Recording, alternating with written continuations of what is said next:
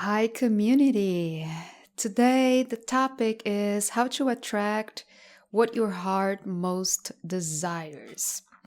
I would like to reflect on my experience with the prayer challenge, the 21-day prayer challenge to open the heart, and how it impacted me. So, my challenge will conclude this Sunday. So, I want to share my insights from the past 19 days of listening to the prayer. I had a few days that I didn't do the prayer and I didn't listen to the audio, but I repeated some of the healing suggestions of the prayer, some of the sentences of the prayer. If you start the challenge, I would like to just point out that you can write down the prayer. You can, recite the prayer. You can pick one of the sentences and meditate, or you can listen to the audio, the prayer meditation that is in the membership. So I would like to share my experience. So here's some realizations that I had. I realized that we often try to control our surroundings, either consciously or unconsciously, or we try to conform to certain expectations to achieve what we believe is beneficial to us.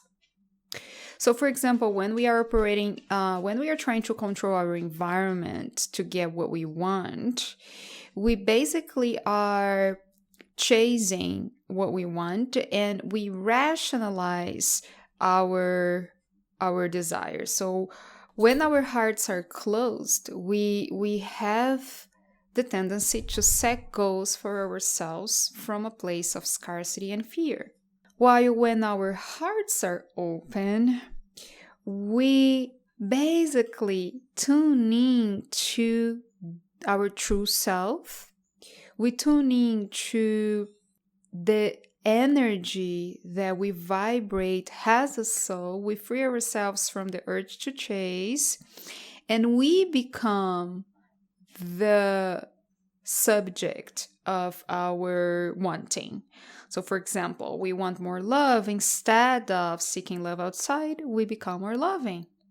We practice kindness more. And we become magnetic. When we are doing this heart opening practice, we become more magnetic. We are radiating the energy of the heart. When we are radiating the energy of the heart, we are more open to create genuine connections. We are more receptive. We are more accepting. We accept others as they are. And then miracles unfold. Miracles unfold because we are not at all trying to control people and situations anymore. I've been doing this heart opening practice, and naturally I healed my relationship with my older brother, which was a relationship that, oh my gosh, maybe my entire life it was a difficult relationship, and we were not friends. We were not having good conversations. We were not having deep conversations, and I don't know what happened. There was a day that I reached out, and we did FaceTime, and we had an incredible conversation. And after that, we started to share audios with each other, guide each other, and we simply allowed the relationship to take space, and we allowed the relationship to be graceful. And this was not my intention. I didn't plan to, oh, I'm gonna heal my relationship with my brother this month. Or I didn't think that, because we sometimes do FaceTime, but we don't get deep, or we don't actually heal the relationship. We're just like, I see my nephew and my niece, and we talk a little bit, and that's it. But that day, there was something more. We actually did share personal things, and we went deeper.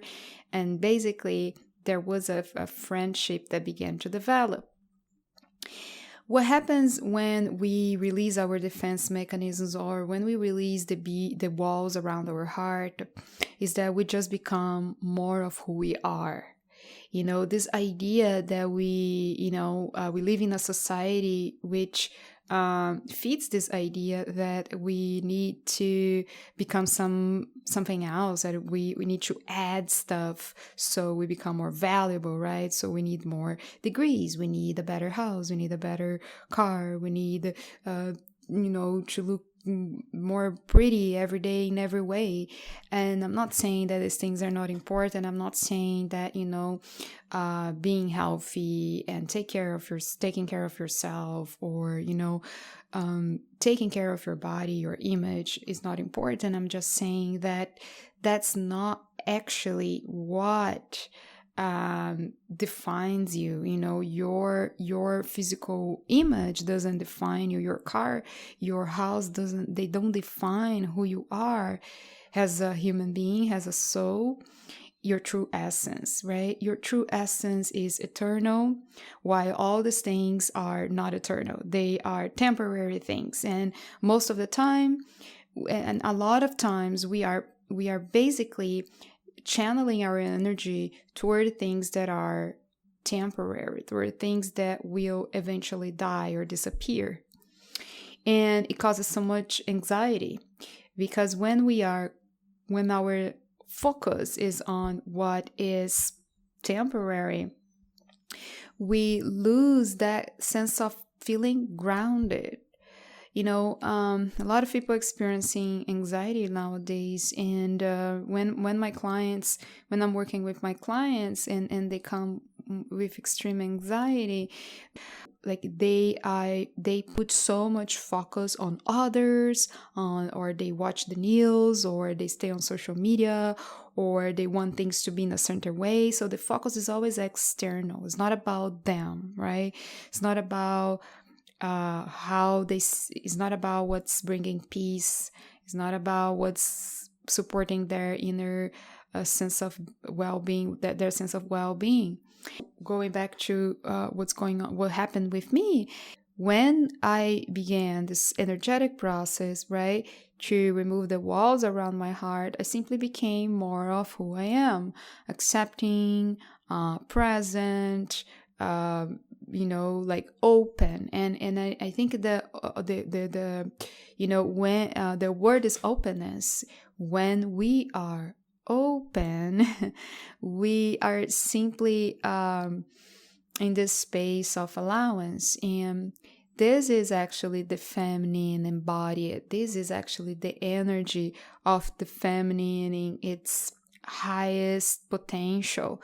This compassionate, open energy, receptive energy, when we are simply free from any agenda, any need to control, manipulate others. I highly suggest that if you have been experiencing some type of blockages around relationships, you try, but things don't flow that well, you knock at doors that are closed, I would suggest a process of a heart opening process.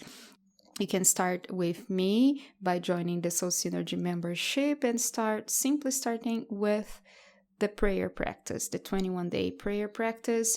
And we can do private sessions to help you dig deeper into the energy, the emotions and the beliefs that are holding you back. But I highly suggest that you begin the prayer challenge, the prayer practice. When we let our hearts take the lead, we free ourselves from the urge to chase after what we want. We don't need to chase. We just need to be present, express our needs, express what is in our hearts, and let things develop. And it's so interesting to see when we are open, we are more likely to see others who are open as well, and then the vibration, and then we become naturally attracted to those who are open. But if we are vibrating in this defense mechanisms, if we are in a shell, and if we are operating with so much fear, we are more likely to attract this type of energy in our lives. And sometimes it's nice to take a pause and understand that the results you are getting from operating through fear are no longer sustainable for you. What happened in this period is that there is an increased amount of text and calls, and actually I got even busier in my personal life and in my professional life. It's just like there is a flow of things going on and new opportunities, and this magnetism isn't about me pursuing or chasing. It is about the energy I radiate. It is about, being receptive, being open, engaging, and not actually trying to make things happen. It is more an energy of being present.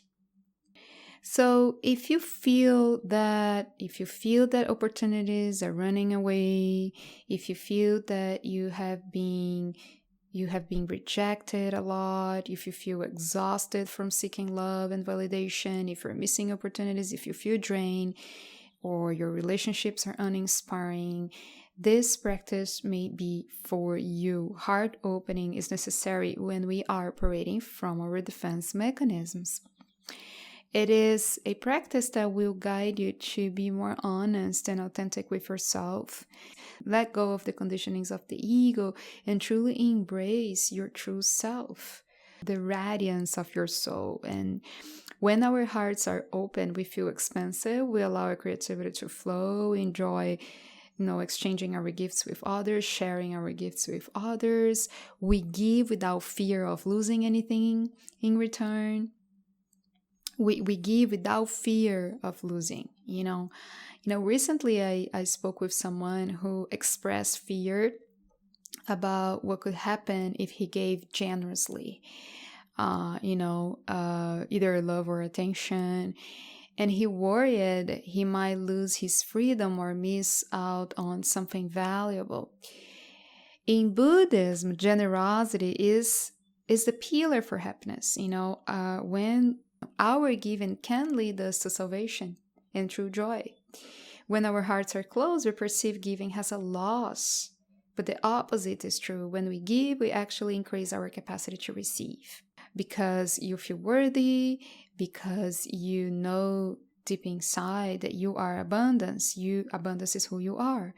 And if you are not in this state of generosity, you're operating through scarcity. And if you are operating through scarcity, you're not connected to your true self.